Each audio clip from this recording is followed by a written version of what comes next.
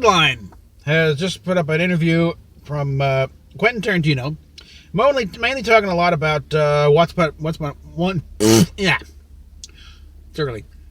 a Time in Hollywood.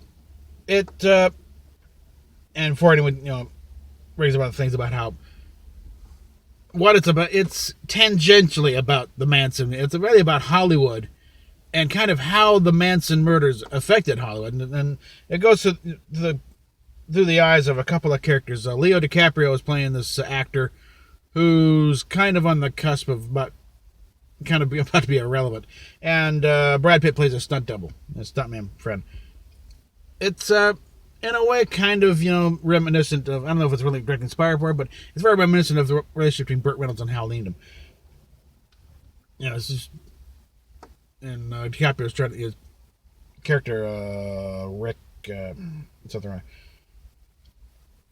But he's like, waiting for that break to kind of, recharge the career, like Burt Reynolds. So like, he did a lot of TV in the 50s and 60s. And then finally got a break in movies and, suddenly became the biggest box office draw in the world. But eventually they move into talking about Star Trek and kind of how I got into that. And mainly gets into the way he got into Star Trek by William Shatner, because he was a huge William Shatner fan. And some actors, they made it past there to become big stars. Other ones just sort of, faded off. But they would still do, and that's why, why in Tarantino's movies you see a lot of these old actors from past days, get cast in these parts, and because he think, hey, these are great guys. They were doing great work back then. Just reward that. That's why John Saxon did a guest spot on CSI, because that's a. Robert Forster was in Jackie Brown. But by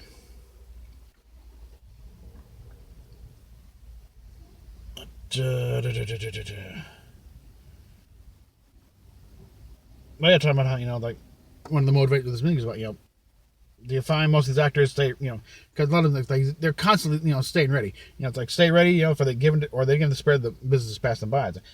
Well, it's not that different from actors who were talking about in the 60s. If I was one of the movie brats and I was directing movies in the 70s or in New Hollywood, I still think Michael Parks in the 70s was totally Michael Parks at his prime.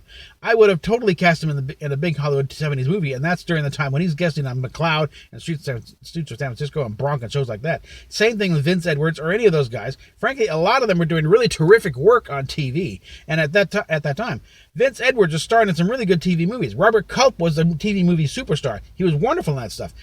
And not only that, also, not just that. Actors get stuck in the same situation as Rick, DiCaprio's character in Once Upon a Time in Hollywood. People like John Saxon and William Shatner, they were big enough names where they could really get work at guest starring on a show, guesting on Mission Impossible, guesting on as the big guest star on The Men of Shiloh or Mannix, shows like that.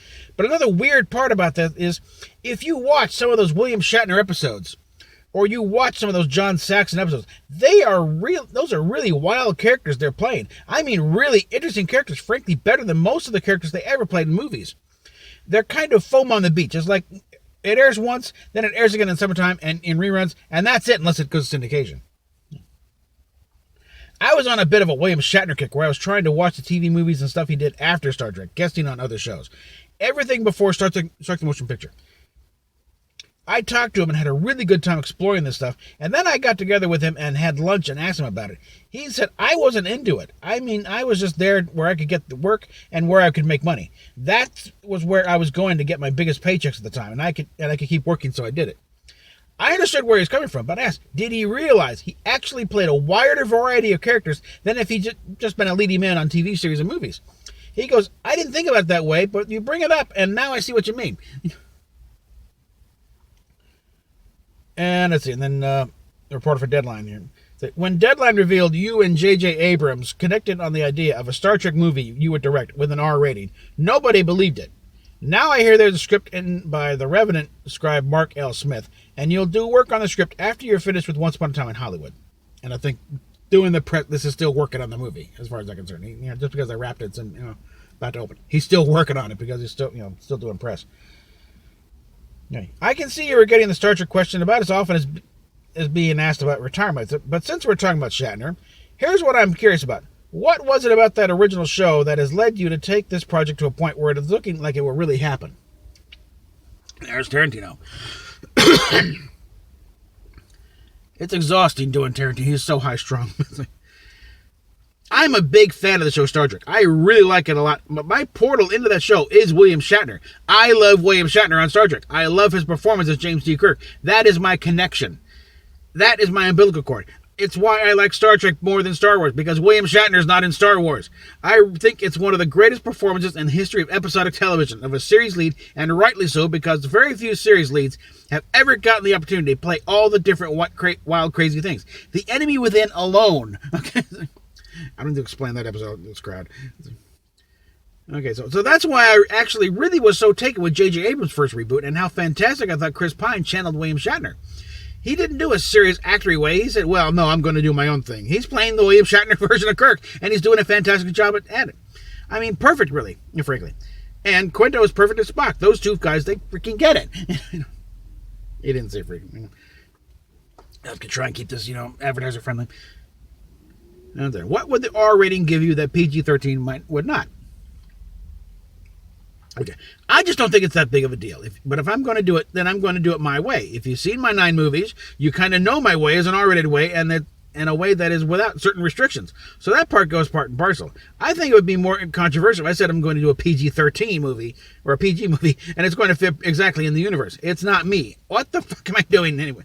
I didn't even do that when I did the CSI episode. So I think basically, he is not deliberately setting out to do an R rating. Because there are certain things you can do that will guarantee an R rating. Like, certain number of F-bombs, a certain amount of nudity. He doesn't do nudity anyway, really. But, he just does the movie his way. And his way just tends to come out as an R rating. If it comes out PG-13, hey, it wasn't a goal. That's just the way it came out. Okay, thing is, when I talked to JJ about it, it's not that radical. We're just not worried about stuff like that. I said, JJ said, Quentin, I love this idea because I think with Star Trek, we can go any way we want to. Look, I've got a situation. As long as Paramount likes the idea and the script, they got almost nothing to lose right now when it comes to Star Trek. Deadpool showed that you can rethink these things, do them in a different way. So really, even before JJ knew what the idea was, his feeling was, if it wants to be an R rating, fine. If it wants to be the Wild Bunch of Space, fine. Okay, now the big question. So, will you direct it? I will say one thing about Star Trek that I've been waiting for someone to bring up. I don't know if I'll do it or not. I've got to figure it out, but Mark wrote a really cool script. I like it a lot. There's some things I need to work on, but I really, really liked it. I get annoyed by Simon Pegg. He doesn't know anything about what's going on, and he's making all these comments as if he knows about stuff. One of the comments he said, like, well, it's not going to be Pulp Fiction in space. Yes, it is! If I do it, that's exactly what it'll be. It'll be Pulp Fiction in space. That Pulp Fiction aspect, that's exactly what it'll be. It'll be Pulp... that Pulp Fiction aspect. When I read a script, I felt I have never read a science fiction movie that has this shit in it ever. There's no science fiction movie that has this in it. And they said, I know, that's why we want to make it. It is at the very least unique in that regard. So, okay, there's your first hint of what a Quentin Tarantino Star Trek movie is going to be about. So if anything, that little parody ad that Nerdist put out, which I'll put a link to in the description, there you go.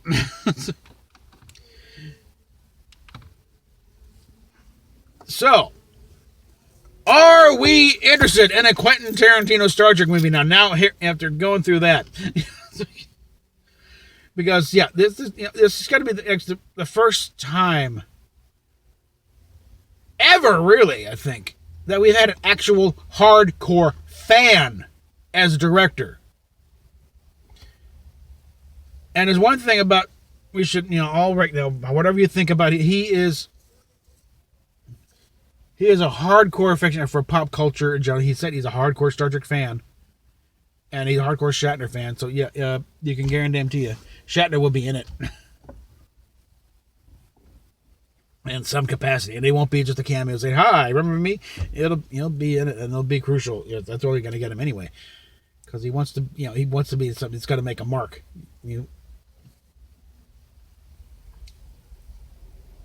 So